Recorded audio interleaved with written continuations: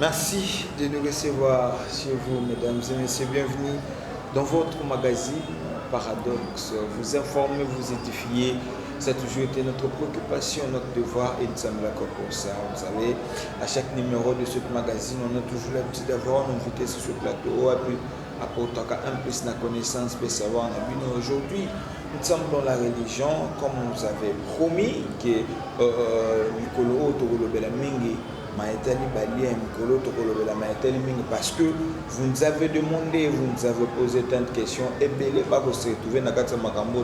merci de vous parce que comme beaucoup réagissent, de beaucoup sous ma casse de motivation, motivé, il y a qu'à servir à travers nos invités. Voilà.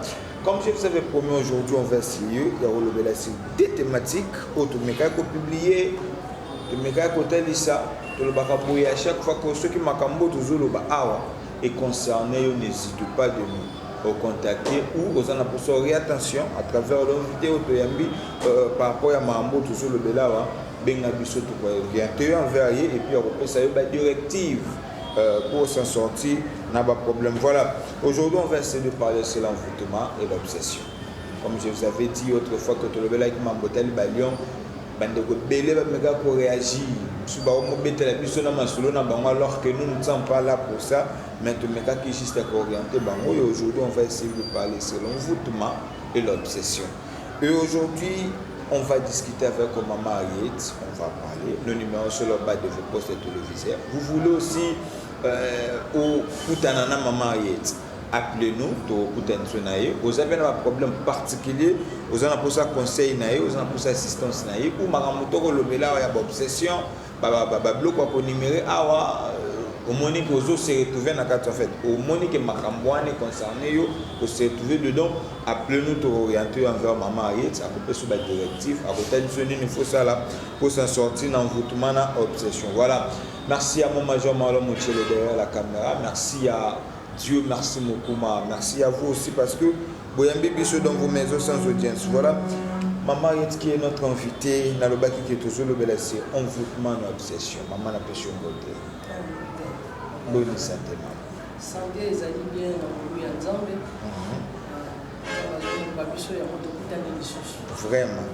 En tout cas, si vous n'avez pas expliqué à votre banda, baptême tout quoi aborder nayo et pour créer en fait moi bah résulter ça quand même positif les gens bah réagir au mengi par rapport à la défense par rapport à l'orientation pour ça et misou peut pas pour féliciter na musala ko sala ya on a lingi lelo te mira ko lobela pour étaler envoûtement obsession. Aujourd'hui on va pas lire le message mais si le temps est permettre quand même un message au côté qui m'balé l'équipe pour énumérer un mot à travers explication européenne et puis bandeko ba komela biso pour nous recevoir ba on dit que mi bali cette question à bango par rapport à la thématique de le qui nous l'équipe l'autre zone là envoûtement na obsession d'abord to banda na envoûtement ce qui nous permettre de relever l'obsession envoûtement à l'ennemi c'est quoi l'envoûtement na musique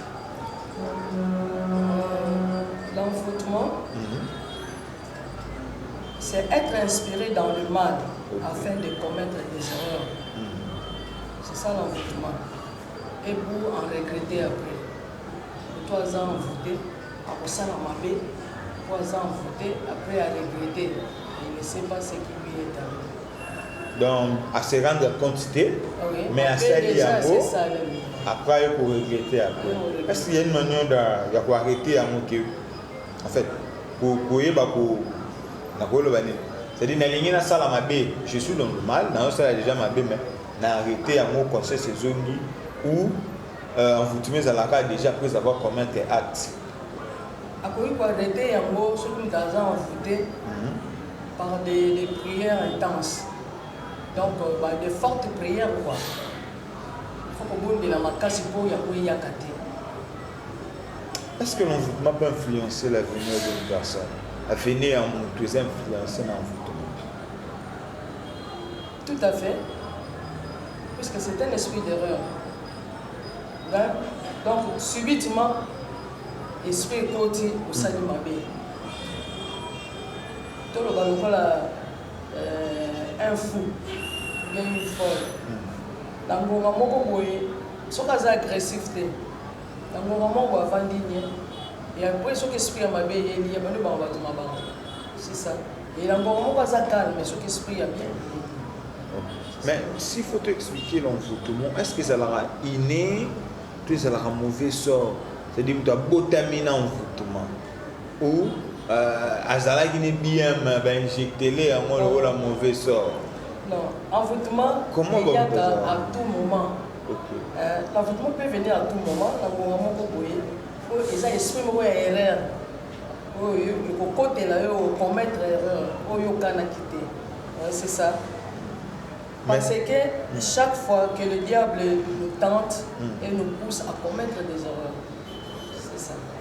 Donc, du fait qu'il y a commettre erreur. Mais est-ce que ça, la catégorie, tout le monde se paye, ça peut aussi arriver à tout le monde, même si tu pries, même si tu ne peux pas, est-ce que vous tombez bien en envoûtement à quelques minutes? Moi,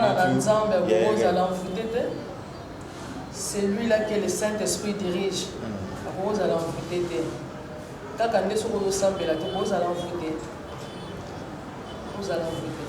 Donc, ce que vous pouvez nous dire? Ce que vous pouvez nous dire, vous avez un athée, envoûtement de bon côté là. Puisque c'est le diable. Quand on le dit, envoûtement, il y a à tout moment. Ce que vous avez la prière, vous avez est-ce que l'envoûtement, ça va en faire fait? Et après quelques minutes, tout le monde a fait, nous sommes comprendre que ça c'est l'envoûtement. Ah, ça c'est l'envoûtement. C'est-à-dire que fait d'amour, ils sont caractérisés par le feu où ils ont un amour qui moi, 20 quelques minutes, c'est plus sachant. Ce sont des erreurs. Comme il y a, oui, ça manque d'épanouissement. Nous tous nous sommes envoûtés. On va commettre des erreurs. Et puis, l'épanouissement n'est pas naïf aux alatés. Puisqu'il est envoûté. Par exemple, tu es envoûté. On est dans le salon, on a un chômage au balade à Canaro, à Babalaba. Donc, ce n'est pas une dégainée. Vous avez un dégainée. On va le gaillard zéro. Puisque tu ne fais rien. Tu es envoûté. Les envoûtements viennent tout moment. Autrefois, on avait parlé ici avec vous, on va réagir. En tout cas, je vous dis merci. En tout cas, on avait essayé de lever la main. Est-ce qu'il y a une différence entre l'envoûtement et les liens? Parce que ceux qui n'avaient eu qu'une bandelier, quand vous avez commencé à développer, directement dans un lien par rapport à notre baki autrefois. Mais est-ce qu'il y a une différence entre l'envoûtement et les liens? Il y a une différence. L'envoûtement peut surgir à tout moment, mais les liens, les alliés, comment dirais-je, c'est par rapport à nos origines. Peut-être on va la fois passée. Les liens, les alliés, par le sang, nous héritons ça. On a des alliés dans les liens par rapport à nos ancêtres. Mais l'envoûtement peut surgir à tout moment. D'accord. Mais c'est ce que nous appelons aussi les réclamations, les liens. C'est ce que je voulais dire entre les liens, réclamation et l'envoûtement. Vous avez expliqué que ce que nous avons dit bien, une explication parce que dans le bas on a dit lion ils ont en fait héritage, il faut bien l'expliquer, à siècle, l'envoûtement ça peut arriver à tout moment. Mais est-ce qu'il y a des chrétiens aujourd'hui, il y a des pasteurs où on rappelle un cas envoûtement, on peut dire que ça puissant plus que le lien, parce que tout le monde peut se retrouver, mais tandis que le lien, ici il faut comprendre en mot et puis tu pries au Bimunara Sabalia comme vous avez donné autrefois. Mais l'envoûtement, où tout le monde, les gens le roi peut-être quelques secondes ou quelques minutes, et puis pour se rendre compte dans monter. Mais là, vous voyez qu'on peut dire qu'un envoûtement c'est un peu puissant que le lien. Bon, l'envoûtement est un peu puissant que les liens, puisque les liens, c'est un héritage, c'est héréditaire. Et ça, quand tu as vu ça, il y a des choses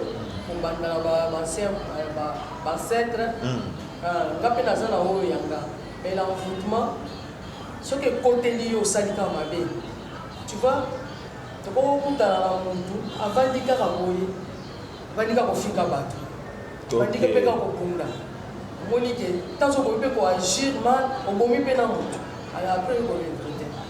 Est-ce que l'envoûtement peut être aussi héréditaire? Né dans tout le bas, né lien to héritage. Bon, on est to héritage à ma petite dans deuxième éducation.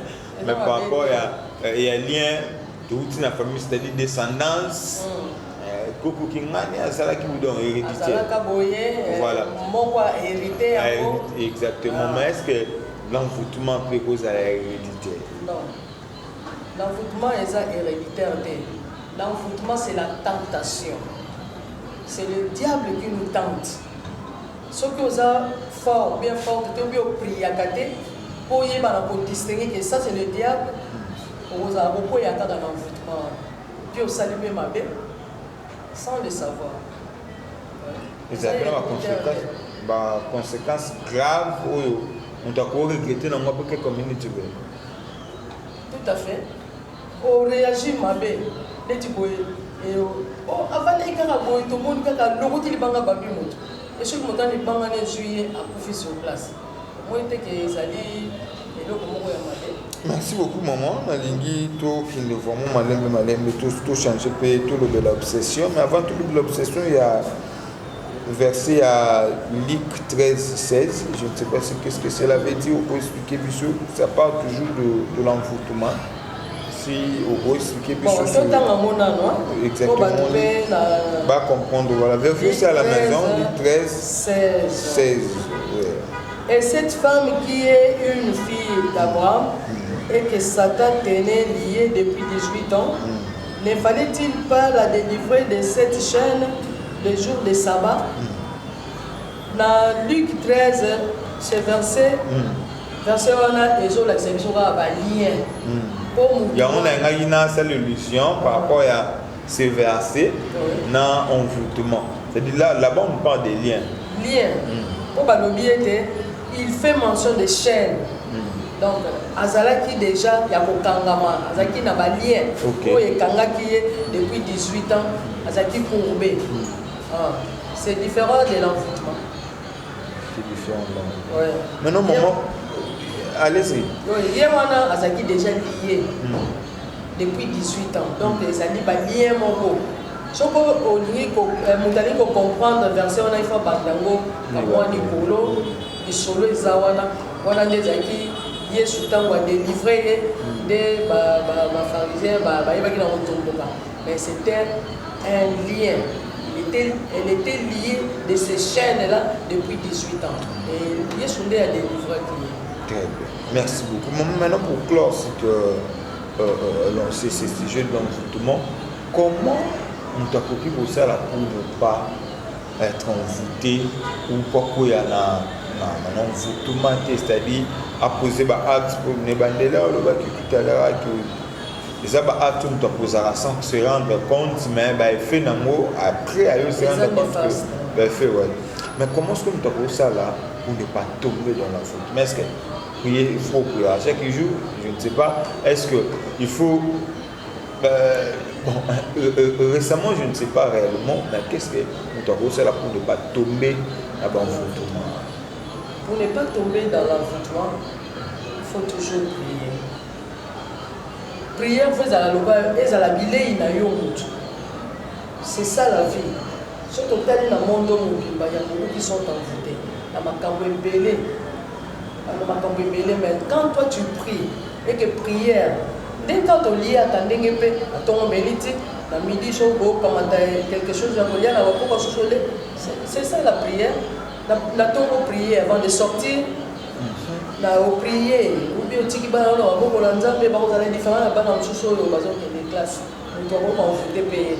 puisque dans les écoles il y a des sorcières et des sorciers.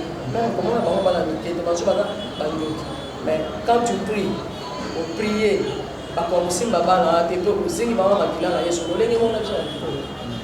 midi, tu peux prier. Et le soir aussi, prier sans cesse.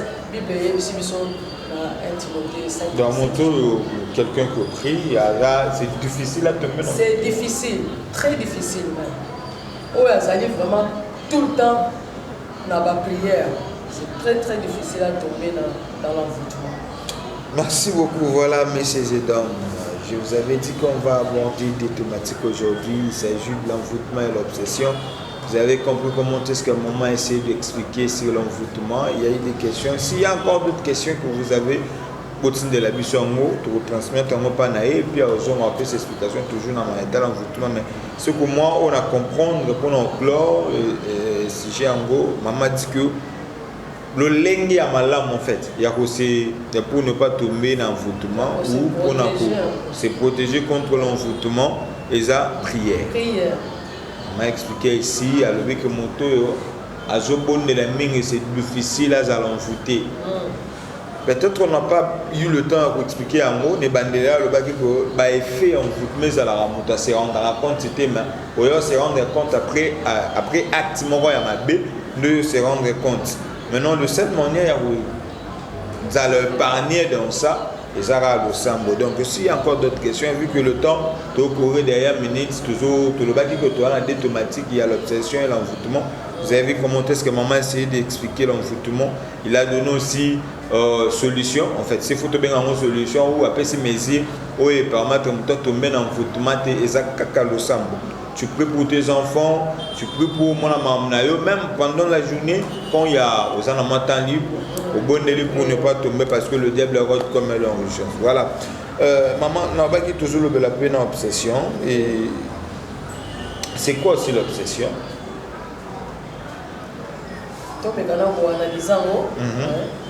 L'obsession, c'est la pensée négative inspirée par les diables ou ses démons dans le but de couper les hommes de Dieu, bien n'importe quelle personne on propose à la paix obsédée. Oui. Sollicitation négative, présente diabolique, obsession.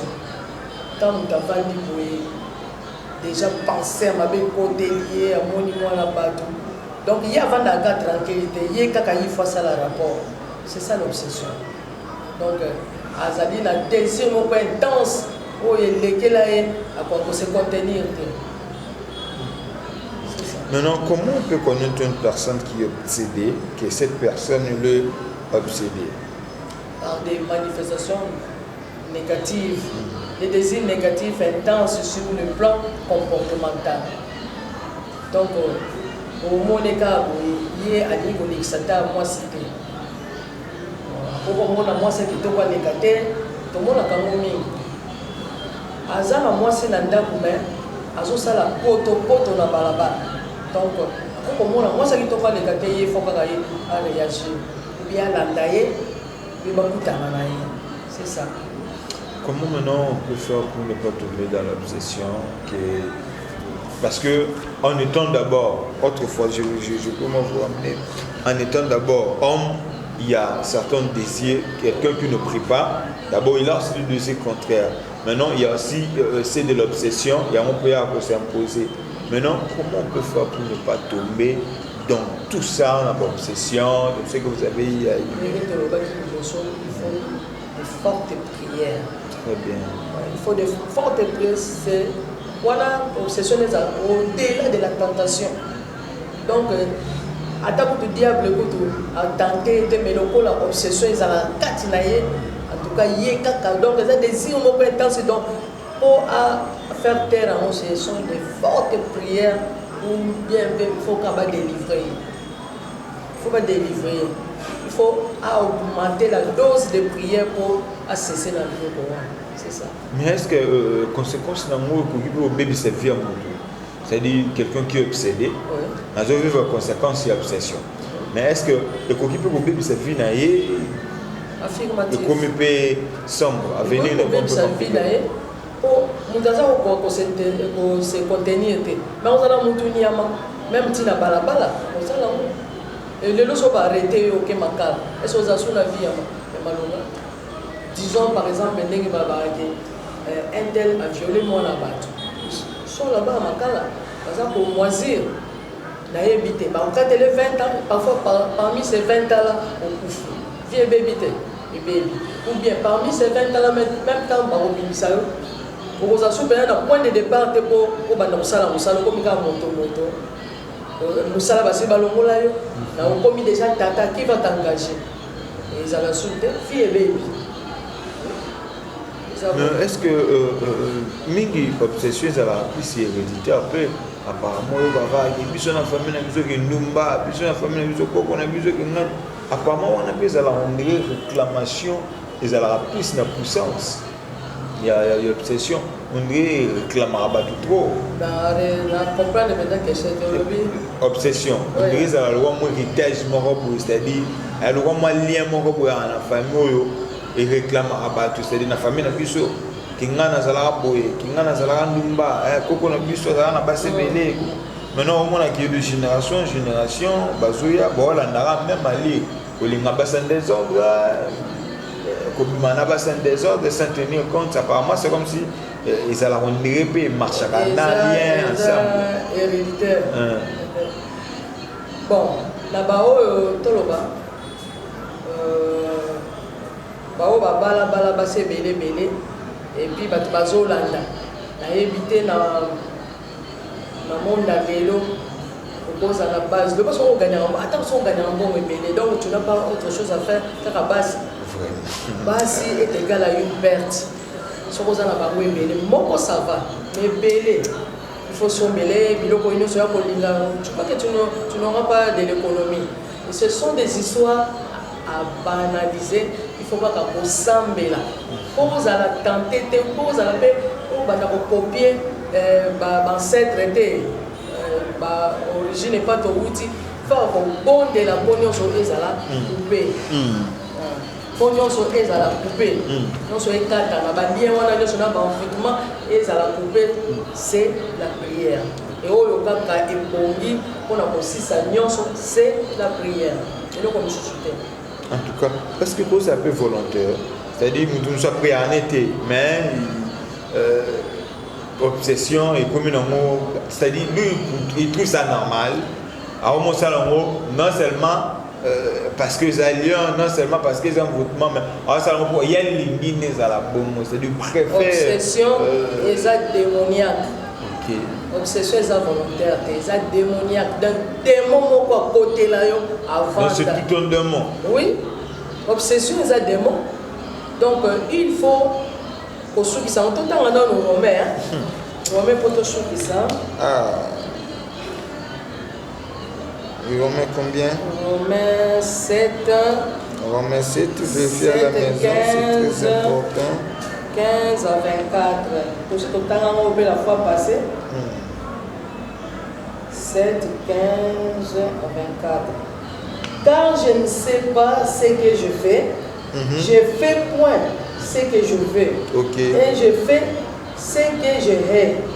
Or, si je fais ce que je ne veux pas, je reconnais par là que la foi est bonne. Et maintenant, ce n'est plus moi qui le fais, mais c'est le péché qui habite en moi. 18. Ce qui est bon, je le sais, n'habite pas en moi, c'est-à-dire dans ma chair. J'ai la volonté, mais non le pouvoir de faire le bien. Car, 19, car je ne fais pas le bien que je veux et je fais le mal que je ne veux pas. 20. Et si je fais ce que je ne veux pas, ce n'est plus moi qui le fais, c'est le péché qui habite en moi. Je trouve donc en moi cette loi. Quand je vais faire le bien, le mal est attaché à moi. Car je prends plaisir à la loi de Dieu selon l'homme intérieur. 23.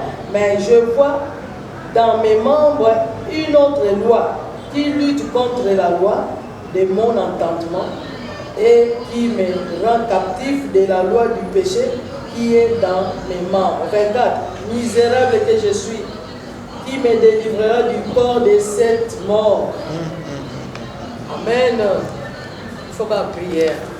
Donc, Ezotin d'ailleurs, yo nde oza na posa na mote mais démon aza na kati na yo pe désir eza ko ronger yo ezotinda obi mosala kaka ozala kaka na obsession et mpona kokata ngo kaka c'est la prière, rien d'autre que la prière.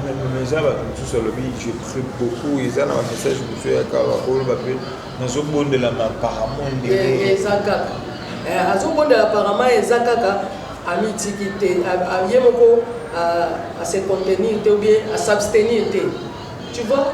Ezaka la prière quand tozobondela bino on demande au Saint-Esprit asunga biso tolala te tonimba te tozala forte ezalaka kaka te ke boye instantané. Donc yo mutu il faut ça l'effort o boya pongi wana de Saint-Esprit pe aye asungi alokomi pe forte ou bien fort ou bien pongi pe koya te, c'est ça.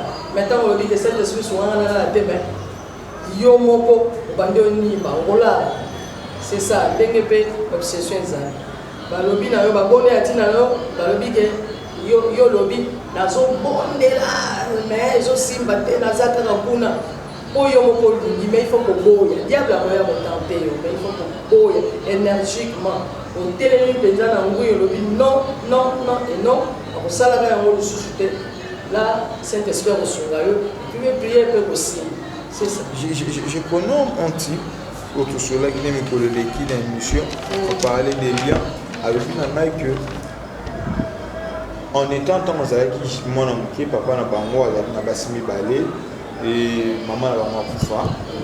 Alors moi si papa na bango ayaki pe na bana na ye simple discussion azoki si moi na moi c'est papa na bango maman na ye azui nzeta bamie ye bazui nzeta wana zone se maman bango azaki maman na bango alakela alobi malobo ya biselaka nga wana lelo ki numbonga na mozeti ya malobo maman na nga biselaka en fait na kota ba église na yebi ke esimbaka na note na kota ba église na sala ba prière ba ndenge nyonso bangomba na moni ke nzambe azoneka molimo na nga nakende mpona asa effort na osango te.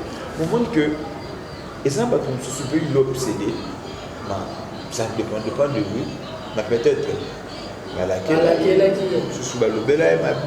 y a des victimes dans ça. Comment il peut faire pour s'en sortir? Tout c'est par la prière. Il faut y aller à s'abstenir dans le Coran. Tant que vous avez la peine en tout cas, à la fort. À la fort et tentation na solo lingi koya abi non na yo gara li solo mo yibi mo ba bo mwana ki tango bo mwana bi na ko yiba lisusu te ba bondeli na tina na ye sikoyo amona ki be biloko kwa ko yiba alobi maboko na ko simba te yo miso lokola yo moni yo zwa sikoyo yo zwa ngo sikoyo ye zwa ngana maboko na ko simba te c'est la même chose avec lui. Par la prière tout est possible. Par la prière tout est possible et puis à anéantir ma force.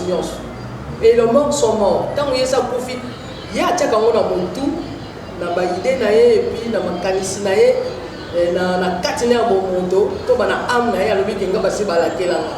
Et quand il refuse non non avec nazali mona nzambe o ba la kelanga na yé. Mais maintenant c'est moi à changer à banda de la penda ba forte prière intense à l'oubi ba pasteur ba délivrer la vie sur ka kendeki. Il y a des pasteurs on peut ba délivrer ba zali ba délivrer à Jésus simbate. Donc hier moko na makanisi na yebe azana posa kaka ya kosala mais so ka mi boy donc ami boy par la prière tout sera facile. Il y a une dame qui likansango esikoyo mais mission to ça qui me collègue qui peut babenga na téléphone ya na numéro ya DT maman moko numéro na ende sana TV maman mo abenga biso na commune ya Monga Fula lobi mwana nazala ki mwana muke mwana azana jeune fille ya Ange ya 13 ans. À 13 ans, à une église en fait. Dans l'église, on en a dans la permanence et tout. Souci n'est que moi on le sait ensemble.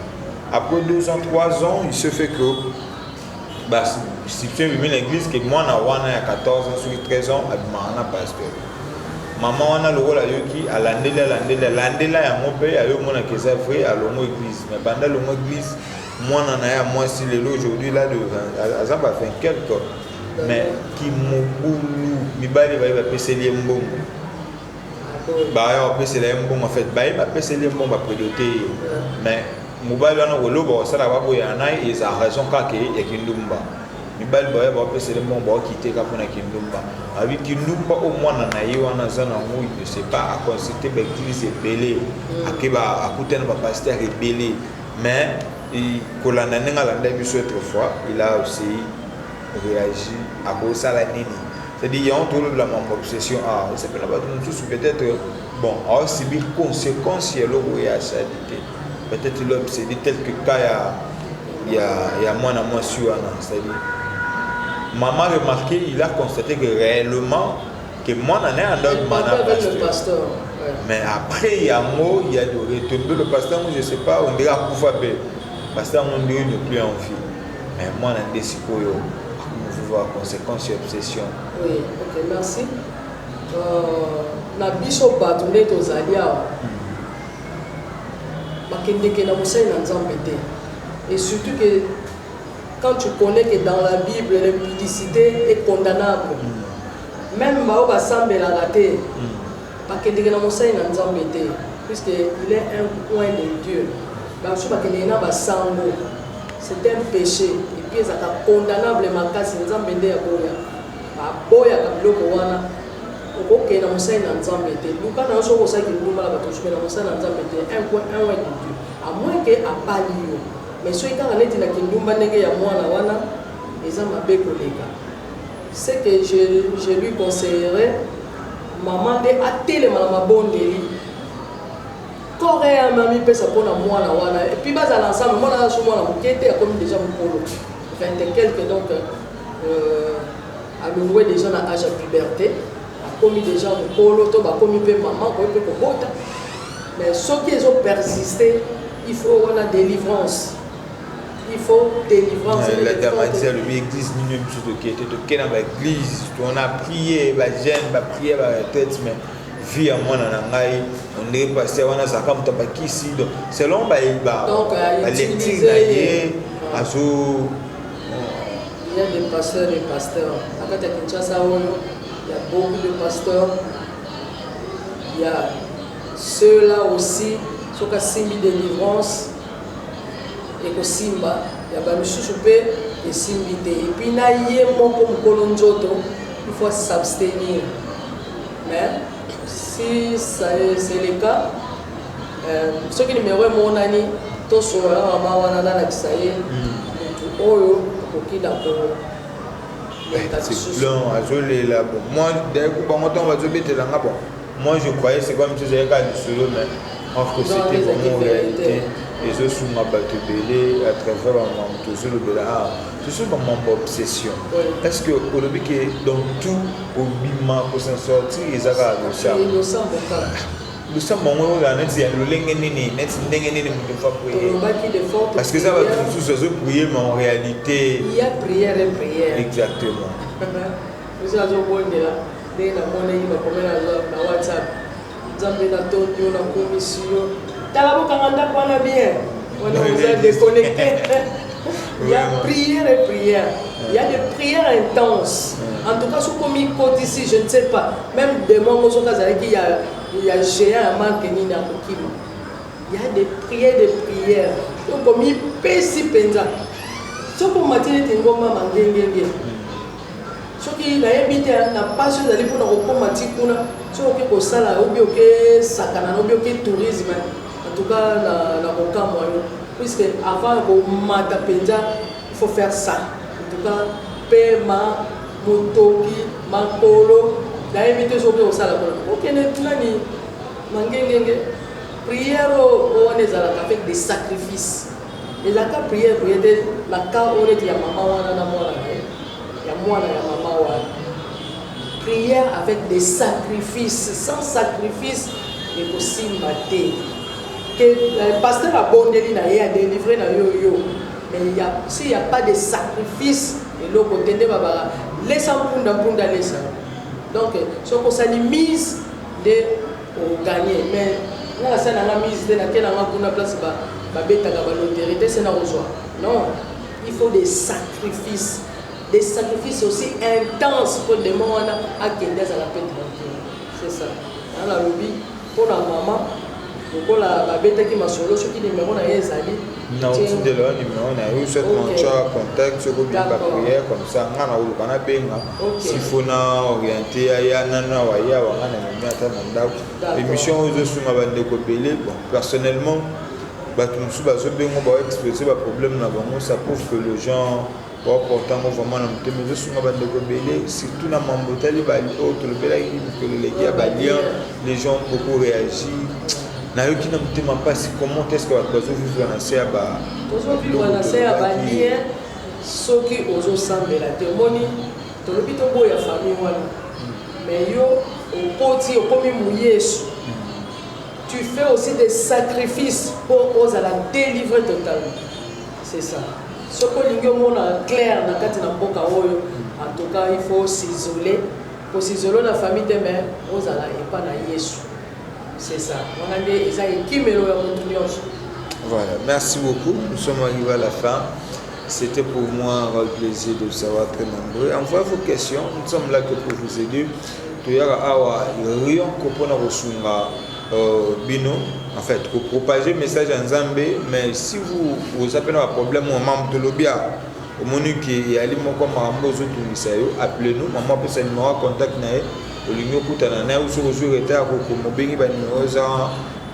il y a tant de problèmes. Des fois peut-être la TV, à saluer confiance. Oui, bateau ça n'a ni journaliste, je ne suis pas pasteur. Maman peut se numéro à contact. Vous avez des problèmes aux orientations, vous hésitez bien à maman. Aux en difficulté ou par maman moi je vous conseillerais de passer et pas naïe à couper son orientation et au Koshungalo n'avenir et soumis peu le parfois l'embi au bailler où tu ne sais plus pas où est-ce que tu peux recommencer. Mais moi je vais vous orienter. Il y a que les capables à travers ma maman. Nous sommes arrivés à la fin. Ainsi aussi d'ici Penzate parce que Mamboza est belé à Woloba Awa. Très prochainement au Wolobela na Italie on vous manque quand même na kasa ba chez belé et puis na Mambotali Balion. Il y a un monsieur ou a benga ki biso alobi yé na mwasi na ye bazaki na problème na robota. Il y a un monsieur a aussi te peut combo na été azan commune Matete sur entre Matete limité à Bossani comme ça. Par exemple pour moi robota mais mwasi na ye ba camarade na ye ba mema qui est pas une dame azane nganga te azane takisi ta fait église ali ceux qui y a bima voilà église abima mais ba pratique ba salela la moi sina yona ba sukolier ba pese ba mafuta ba blomo bongo et moi ça y est pour bota juiser ma boti mais moi na yo aujourd'hui il a 9 ans makambo moi na sala kasi horrible grave de makambo moi na sala rolobonde mutu ya moi na jeune garçon à 30 ans le bon jeune garçon à 35 ans à 25 ans. C'est-à-dire à ça là un moment terrible, pas au comment tu vas dégâts. Dans un moment où le minute quand le monsieur m'avait dit que avant d'aller sur ce point a été à une église, ça sous là une église mais est-ce que d'autre part on peut dire que les conséquences dans le but de l'église zone les abazans qui si je pas dit que bah côté qui est d'abord même mais le qu'on appelle ça l'influence il va venir je peux dire ceci bana bautaka epa nzambe bon mingi ezala mpe na baeglise mosusu bazopesa bana on ne sait pas moto yango wana oyo asalaki bapratike wana eske ezalaki bapratike moko ya bonganga te puisque mingi babombami na se ya bible mwana azosala mwana 9 ans osala bamakambo ya bana 30 ans mais atielaka ye tata moko na liboso on ne sait pas nayebi susu nayebi 2 cas wana mosusu elekaki na bana oyo yanga bazalaki mpe na baintercession na bango bazalaki kobenga yango équipe de 7 bakendaka koprie na ndako ya frère moko ya église tozalaki mpe dans l'ensemble na kati église mwana wana Nikodime mwana wana azalaka génie même na classe eyaka kokoma mokolo moko boye donc azalaki mpena mayele ya koleka bakoki kokumbisa meme baklasse mais batikaka ye kaka ntango mwana wana bandi obeyela bake na ndako na bango kobondela nde sekre ya kobimake mama wana malgré tozali kosambela na ye elongo alukaka mwana na ndako ya nganga mpe mwana eka liboso ye wana mpo papa wana azalaka deja na bana libala ekufi na mwasi na ye mpo asalaki adultère ayaka mpe kobala mwasi mosusu azwi ye mwasi wana aza kobota te mais po alazalaka bota akendeki epanganga akendeki mwana wana nde bakosi tata moko boye na libumu yango mwana wana na age ya maternelle ti akoti première année ti na ndenge azwaki na kasi 6e azalaka génie mpe baréponse raisonnement ya mokolo ozomona sekre ye kobimaki alukaka ye na nganga batuni ye aye kondima mais tellement babondelaka bongo babimi na bango retraite elekaka mpenza basanza te mwana wana lokola sekre eyebanaki mwana wana ntango akendeki kosukola akutani na elima oyo batiaka ye mpenza le vrai elima akweyaka ti aya kokoma soki akangi yo na maboko mpo oyo longola maboko ne mabe mpenza odongo okoka te lelo tozoloba akomisaki 28 ans année passée akufaki wana donc azokaki na ndenge ya ye mama wana nayebi te bakende ya église abima boni baéglise eza ebele mosusu eza basecte basalaka mpe bisalasaka bango mai tozotanga biso nyonso bible mais bible yango mpe baza koexplike yango autrement ozomona toyebi te mwana wana aza mokolo ya bakolo batiaki ye mpo azosala makambo moko ye mwana 9 ans makambo ya bato ya 30 ans mpe basundoli na église wana aza elima aza mpenza mwana te mwana kolaka na cadence awa abandi konguluma atelemi atamboli abandi mpenza donc il faut balakisa ye aza mpenza mwana po boyebi aza mwana makambo so azokomprendre te azokola bongo mais so omoni mwana asaleki déjà mayele ifokale malamu. Voilà, merci beaucoup maman, merci. Nous rappeler quand même numéro à contact, il y a d'autres personnes peut-être. J'ai mes deux numéros, c'est WhatsApp 099 00 33 121 et 0944 60 28. La bandeli 099 00 33 121 et 0944 60 28. Ce sont là mes deux numéros. Toro Bengi ou maman ou soit sur le retard pour comment appeler nous par numéro 01 pour orienter ou soit routine de leur numéro maman ou voilà. Merci à vous de nous avoir suivis. Merci maman. On se très prochainement pour la thématique au Nzambe toujours parce que Tikana vous venez que battre belé pas pour réagir, battre belé pas Hollanda. Donc ça pas pour rien. Parce que les rebelles sont assistance. Merci beaucoup. Qui m'a que tu es venu sur la RDC. D'ici là, portez-vous bien. Au revoir.